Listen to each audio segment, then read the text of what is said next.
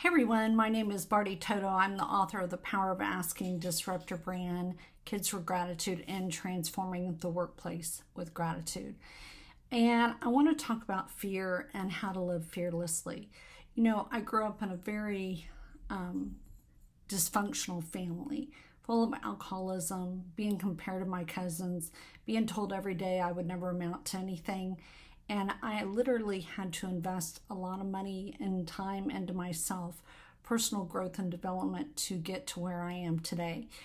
You know, I think back that if I had never made that video on YouTube back in 2008, granted, I know how to get people on the front page of YouTube with any phrase or keyword, but I was scared to death of doing video.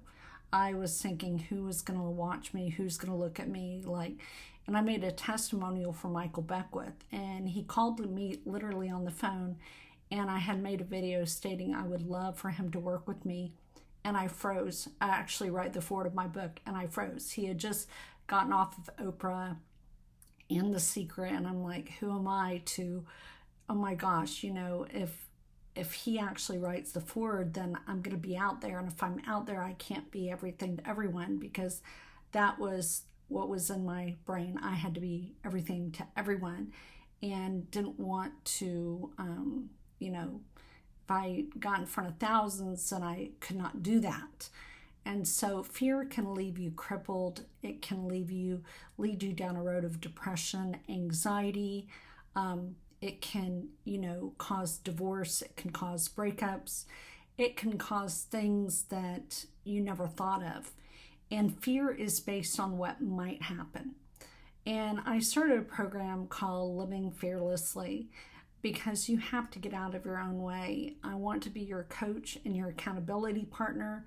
And we have a community of people who will surround yourself, not to sell. We are not in there to sell. We're in there to support each other. Fear is very ugly.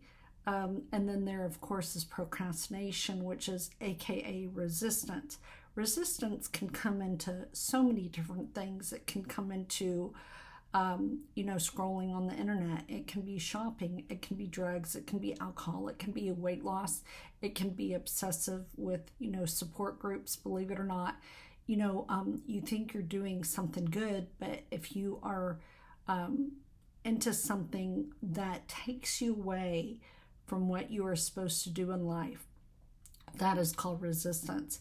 The hardest thing for an author is to sit down and write. And also the hardest thing for an artist is to sit down and paint, or just anyone to just sit down and do it. And not to bring him up, but Hitler was an artist, but you never see one of his paintings. But it was easier for him to start World War II than to sit down and actually paint. And I only say that to make a point that resistance will debilitate you. It is worse than crack cocaine. It is worse than any addiction that you could ever endure, because you sit there and you will use resistance as an excuse. And excuses are well-planned lies. They are lies between our ears, and the things that people say, how you're labeled. I had an ex-husband who said, why don't you go get a job? It's not going to work. Nobody is going to listen to you. I have to tell you a funny story. I wrote a book and got on TV, and he was watching TV one day, and he goes, oh my God, when did you write this book when you were on TV?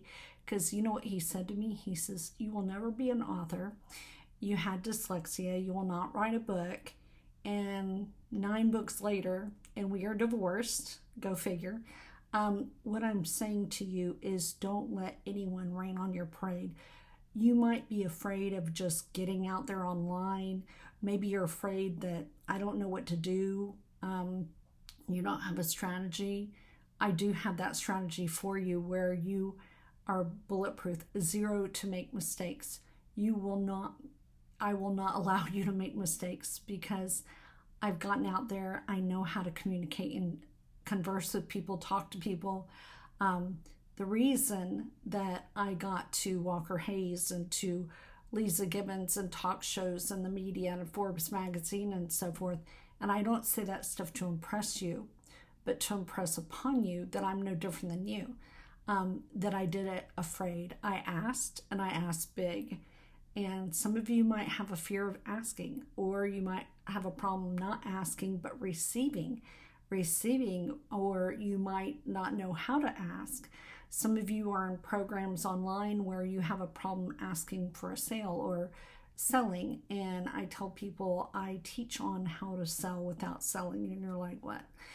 Each one of you is in sales, and most of you hate, or how should I say this? Everyone is in sales, but most people stink at it because of a bad experience with a salesperson. And so we sit there and we say, I am not in sales. I am not going to be in sales.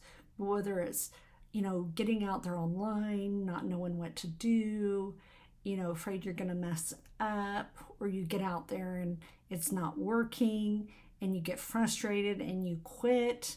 We're not going to quit. Okay, we are going to live fearlessly this year and beyond, and we are going to get you out of your own way because you deserve the best.